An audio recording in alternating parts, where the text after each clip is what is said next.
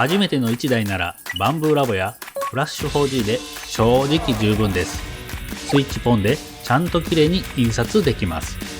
ただ、もっといろいろ挑戦したい方はこういう機種を選んでおくとできることの幅が全然変わってきます。実際これ印刷しました。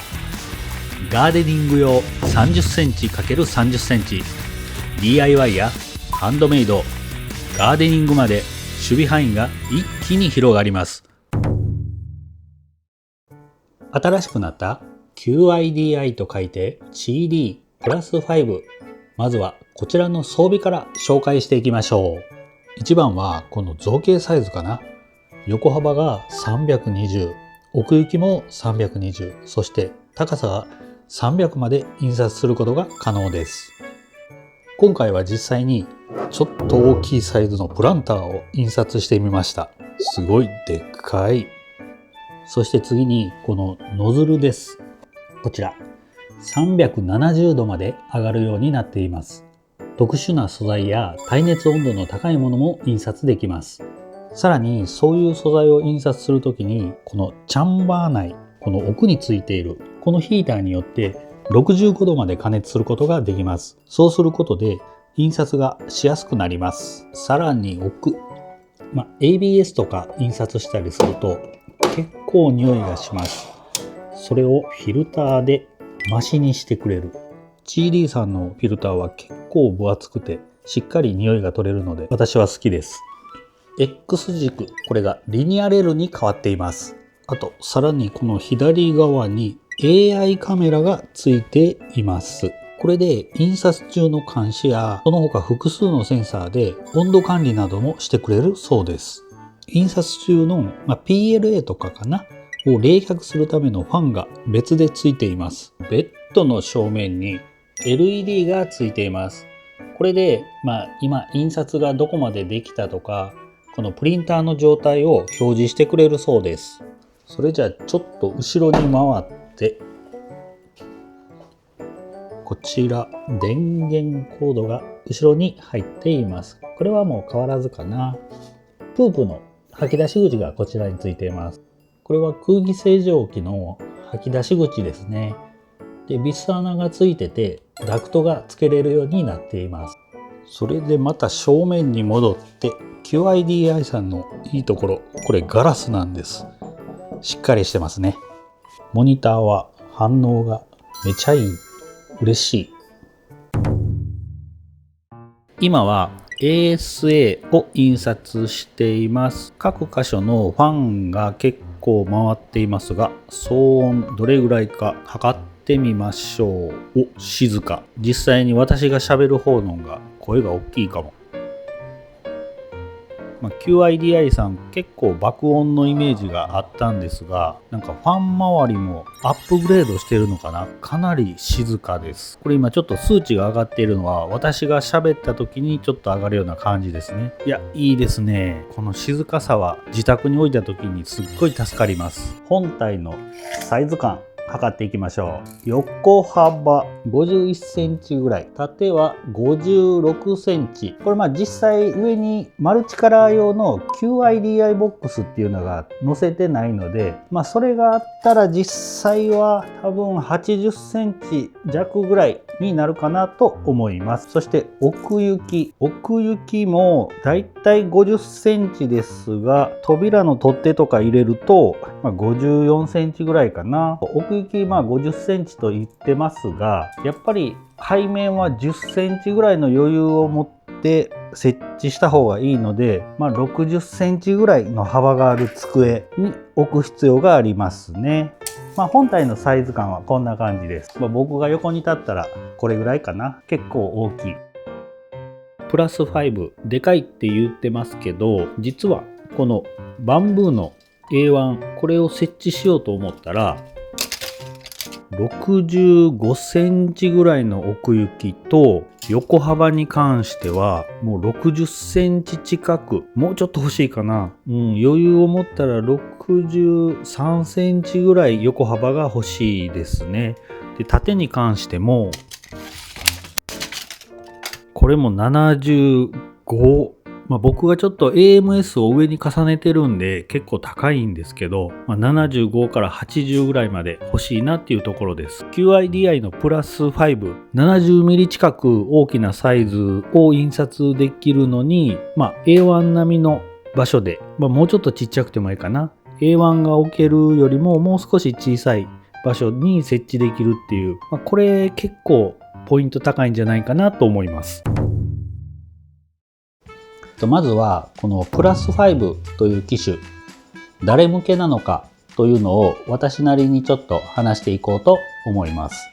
3D プリンターを完全に初めて触るっていう人には、このバンブーラボやフラッシュ 4G みたいな、ボタンを押すだけで分かりやすく使えるっていう機種もすごくいいと思います。実はこちらのメーカーはその畑で戦っているわけじゃないんです。CD テックが向いているのは、自分で作品をデザインして生み出している人、そしてプリンター自体をこの自分好みに書き換えたい人です。例えばバンブーラボとかフラッシュ 4G だと、自分でこのデザインしたモデル、そういうのがメーカー側に見られてるんじゃないか、そんな心配する人結構多いと思うんです。私自身もちょっと気になるなーっていうところがあって、CD テックはそこが全然違ってて、家の中の Wi-Fi だけで完結する設計になっているんです。クラウドに投稿するような仕組み自体もありません。個人の作家さんや企業が秘密裏に開発しているような作品も、外に漏れる心配がなく使える。そういうのはこのメーカーの誠実なところだと思います。将来的にその品質向上のためにデータを活用する日が来るかもしれませんが、少なくとも今のところそういう安心感はあります。バンブーやフラッシュ 4G が誰でも使える方向に進んでいるんだったら、 CD テック社はこのままオープンでいてほしいなと思います。 QIDI さんの純正フィラメントの ASACF カーボンファイバー入りの素材を使って植木鉢を作ってみました。植木鉢じゃないな、植木鉢のカバーやね。これをここに入れて入らない。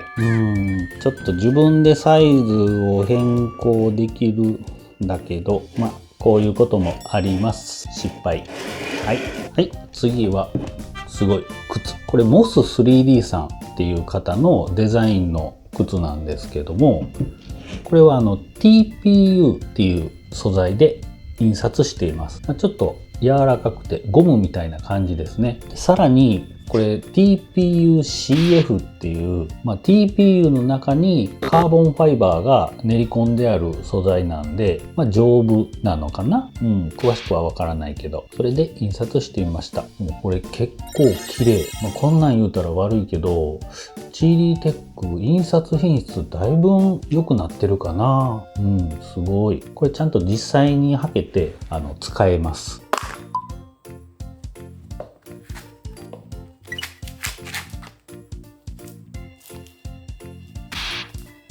そしてまたモスさんの別の作品になります。これはマウスを使うときに、腕が痛くならないように置くパッドですね。これも TPU で印刷しています。柔らかい。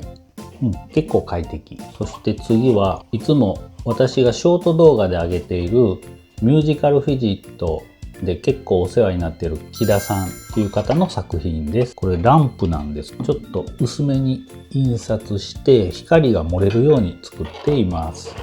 土台にランプがついています。で、スイッチを入れると、すごい綺麗。こんな感じですね。明かりを暗くしてみようかな。色も変えれたりします。こういうのをデザインできる人ってすごいですよね。はい、こんな感じです。組み立ててみましょう。精度が出てるかな？キツキツにしましたが、しっかりと入りました。これは車の鍵を置いたり、ペンを置いたりと、小物置きですね。便利グッズも簡単に印刷できます。そしてこういうなんていうんですか、小物関係、行きたい場所に合わせてサイズっていくらでも変更できるんですね。それが一番 3D プリンターのいいところかなと思います。既製品ではちょっとできないことがやっぱサイズ変更というところでしょうか。こうやって見るとこのプラス5っていう機種は単純にその大きいものだけ印刷するっていうわけじゃなくて、日常的に使えるものや、こんな薄っぺらいもの、あとは小物であったりとかオールマイティな機種でもあったりしますね。CD プラス5価格発表です。通常価格はプラス5が12万999円、マルチカラー対応のプラス5コンボは14万4999円となっています。ただ今回この動画を見てくれた皆さんのためにキャンペーンを用意してくれました。もうすでに CD ユーザーの方であればプラス5が1万3000円オフの10万7999円、新規の方でも8000円オフの11万2999円で購入できます。しかもフィラメント 1kg のプレゼント付きです。なんかこっちの方がお得な気しますね。このキャンペーン概要欄のリンクから8月31日まで受け付けています。購入を考えている方、ぜひチェックしてみてください。私なら2万4000円足してコンボの方、マルチカラー機の方を買うかな。まとめると、オリジナル作品をデザインしている作家さんであるとか、仕事で 3D プリンターを使っている人とか、実用パーツとかジグを作っている人、さらにはその PC であるとか、セラミックのような素材、ちょっと気を使う素材まで挑戦したい人、プリンターの設定や挙動まで自分でいじって突き詰めたい人、そういう人に向いているんじゃないかなと思います。ただ正直に言っておくと、この CD テックは誰が触っても壊れない、絶対簡単という機種じゃないんですね。わからないまま中をちょっといじってしまうと結構苦労するっていう場面も出てくるタイプの機種であります。もちろんその辺は不安がある方はもう最初の設定のまま使っても十分綺麗なものが出力されます。なので、初めての1台としてはバンブーとかフラッシュ4Gで十分だと思います。ただその2台目、専用機として持っておくとできることの幅が一気に広がります。今日紹介したようなこういう大きいプランター、やっぱりこういう機種じゃないと厳しかったりすることもあります。これで CD テックがどんな人に向いているかなんとなく伝わったと思います。